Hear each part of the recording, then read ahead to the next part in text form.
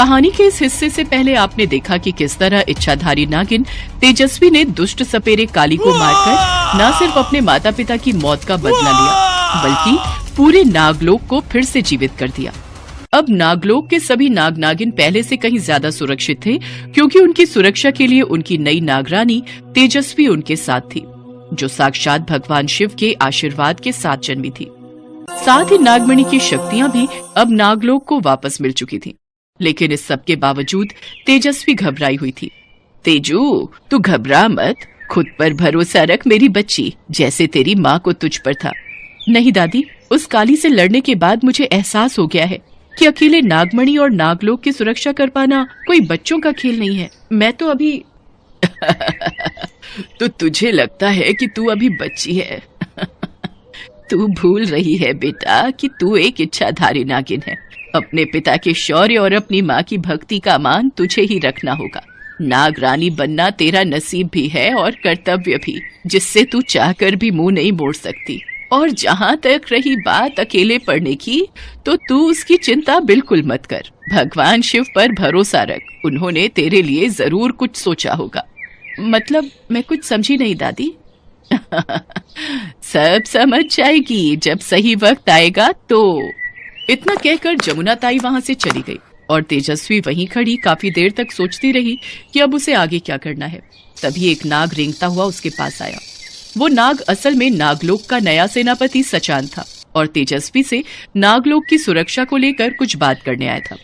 लेकिन इससे पहले कि वो तेजस्वी के सामने अपने इंसानी रूप में आ पाता, उससे पहले ही दूर से एक बड़ा पत्थर उसकी तरफ किसी ने फेंका।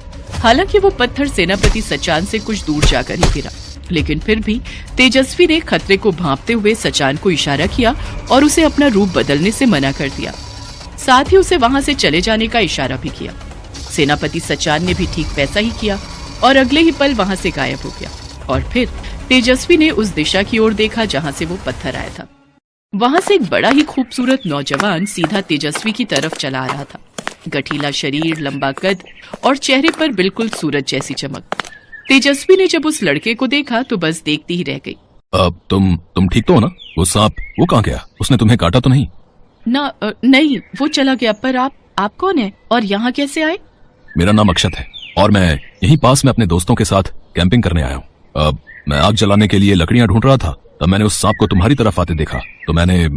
आपने बिना कुछ सोचे समझे वो बड़ा पत्थर उठाकर उसे मार दिया। ऐसा कैसे कर सकते हो? अगर उसे लग जाता तो? अरे बड़ी अजीब लड़की हो, एक तो मैंने तुम्हारी जान बचाई और तुम मुझ पर ही नाराज हो रही हो। अगर मैं वो पत्थर उस सांप की तरफ फेंकता तो वो तुम्हें काट लेता। नहीं, वो मुझे नहीं काटता क्योंकि मैं।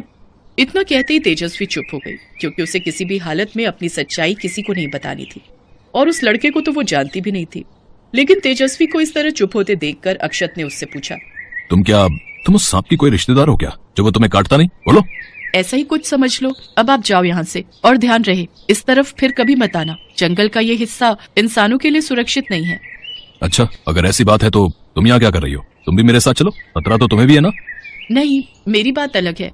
कैसे? तुम भी तो मेरी तरह इंसान ही हो ना? अब हाँ, और नहीं तो क्या। अब आप जाओ यहाँ से। मुझे अजनबियों से बात करना पसंद नहीं। हम अजनबी कैसे हुए? अभी तो हमारी जान पहचान हुई है।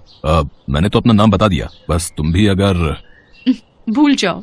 इतना कहकर तेजस्वी मुस्कुराती हुई वहां से घने जंगल की तरफ भाग गई। अक्षत ने उसका पीछा किया, लेकिन कुछ दूर जाते ही तेजस्वी उसे दिखाई देनी बंद हो गई क्योंकि वो अपने नागिन रूप में वहां से जा चुकी थी।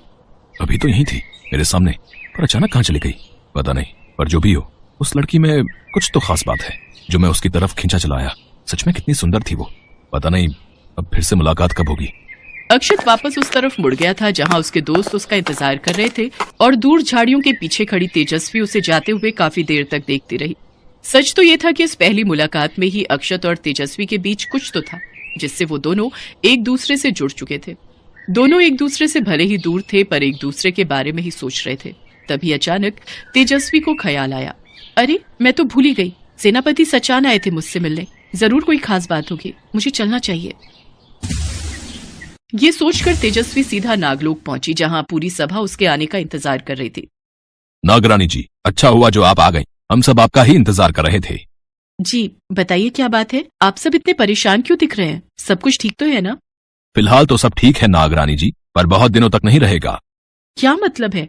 बात क्या है, साफ साफ बताइए। नागरानी जी, नागमणि की शक्तियों का असर कम हो रहा है, जिसकी वजह से हमारे कई नाग नागिन अपना रूप नहीं बदल पा रहे हैं। क्या? पर ऐसा कैसे हो सकता है? ये कैसे मुमकिन है? नाग पुरोहित जी के अनुसार जरूर कोई है जो अपने तंत्र मंत्र की शक्तियों का इस्तेमाल कर रहा है हमारी नागमणि को हथियाने के लिए, और शायद नागमणि पर पड़ने वाला ये असर उसी का नतीजा है। फिलहाल हमने पुरोहित जी की राय पर नागमणि को गर्भगृह में रखवा दिया है, जहां वो पहले से अधिक सुरक्षित है। लेकिन क्या सेनापति जी? लेकिन पुरोहित जी का कहना है कि हमारी नागमणि गर्भगृह में भी ज्यादा दिनों तक सुरक्षित नहीं रहेगी। हमें उसकी सुरक्षा के लिए कुछ और सोचना होगा। इसमें सोचना क्या है? हम सब तैयार हैं, जिसे आना है आ जाए, जो करना है कर ले। हमारी सेना और हम किसी का भी मुकाबला करने के लिए तैयार हैं, है ना सेनापति जी? जी नागरानी जी, इसमें तो कोई शक नहीं है, लेकिन सिर्फ इतने से काम नहीं चलेगा। कुछ और भी है जिसके बारे में हमें सोचना होगा। ऐसा क्या है? साफ साफ कहिए सेनापति जी। नागरानी जी, पूरी बात अगर पुरोहित जी को ही आप बताएं तो बेहतर रहेगा। सेनापति की बात सुनकर तेजस्वी सीधा नाग पुरोहित के पास पहुंचती है और फिर मसला गंभीर है बेटी, लेकिन इसका एक हल है। मैं वही तो जानने आई हूँ आपके साथ पुरोहित जी। बताइए मुझे क्या करना होगा। मैं नागलोक और नागमणि की सुरक्षा के लिए कुछ भी करने के लिए तैयार हूँ।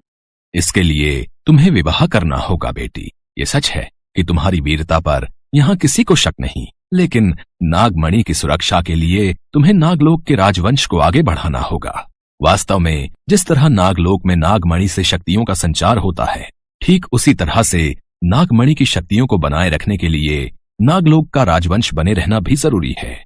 पर मुझे किससे विवाह करना होगा पुरोहित जी? कौन है वो जिस पर इतना भरोसा किया जा सकता है?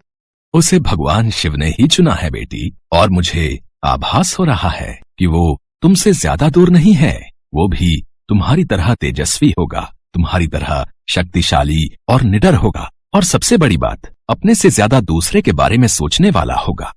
नाग पुरोहित की बात सुनते ही तेजस्वी के मन में सीधे अक्षत की तस्वीर करने लगी, लेकिन तभी उसे ख्याल आया, नहीं, वो तो एक इंसान है। नहीं, वो नहीं हो सकता।